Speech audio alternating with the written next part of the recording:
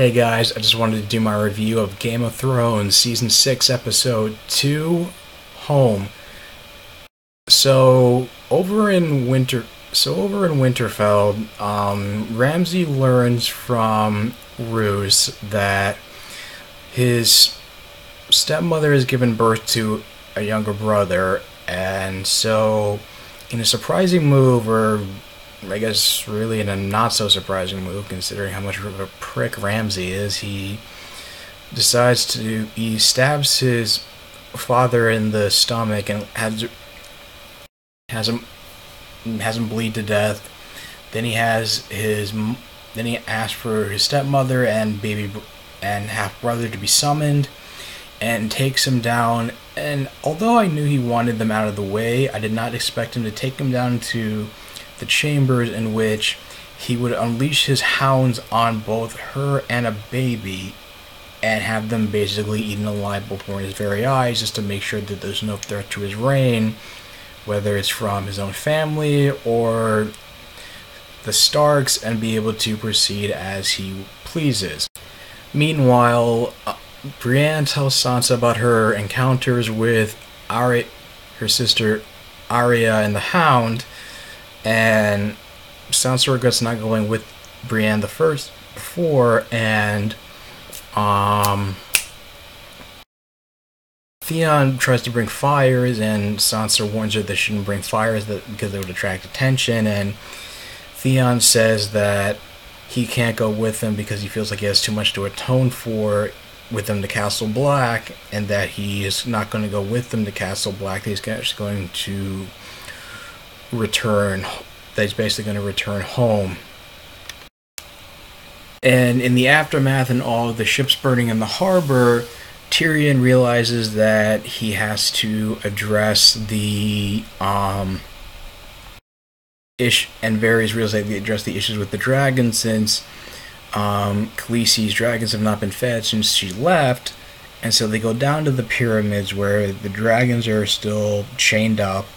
and he tells them the story about how he wanted a dragon for childhood, and the last of them had died, and how he cried himself to sleep, and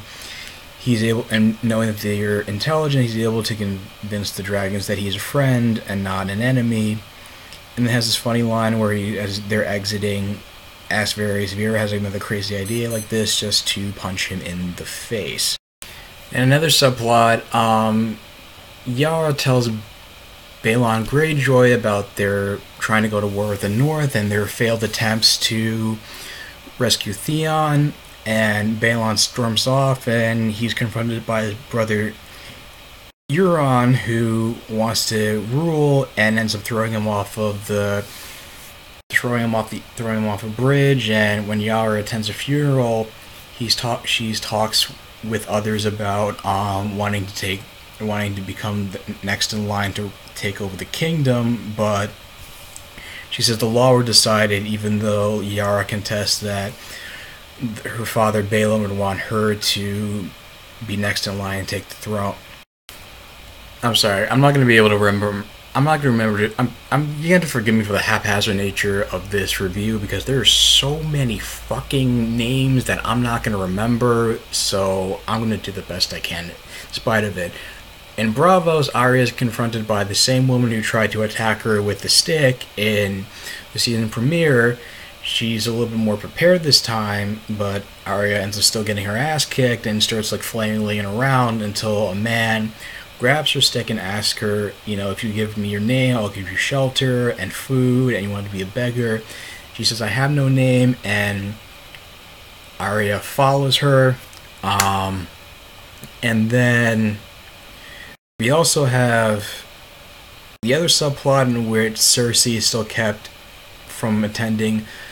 Myrcella's funeral, and James confronts the High Sparrow as to why he has been punished for his sins, and why Cersei was humiliated, and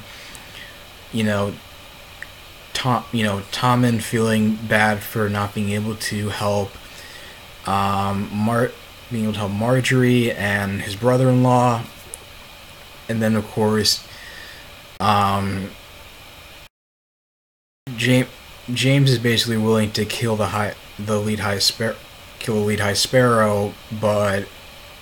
then he's surrounded, and then realizes that it's not worth it. Um, Tama, the king goes to ask for Cersei for her forgiveness, and to help make him strong, and she said always. And the other major subplot is that other wildlings come and invade Winterfell with Yan Yan, and and even though the mutineers try to shoot at Yan Yan, he ends up getting killed, and the mutineers end up being imprisoned. And Davos tries to go to Melisandre to use her magic to bring Jon Snow back from the dead, and she cleans the wounds from Jon Snow's body, and keeps saying phrases in Latin to try to wake to resurrect him, but it doesn't seem to work. And one by one, the loyalists, the wildling loyalist, and Melisandre and Davos each walk out of the room one by one, and there's this long zooming shot onto Jon Snow, and it creates like enough tension that, I mean, it's going to be resurrected if the dog wakes up,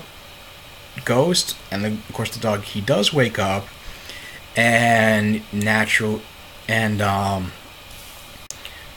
of course Jon Snow's resurrected, which I thought they would have like waited until maybe like half the season, or maybe towards the end of the season to try to resurrect, maybe try to bring him back to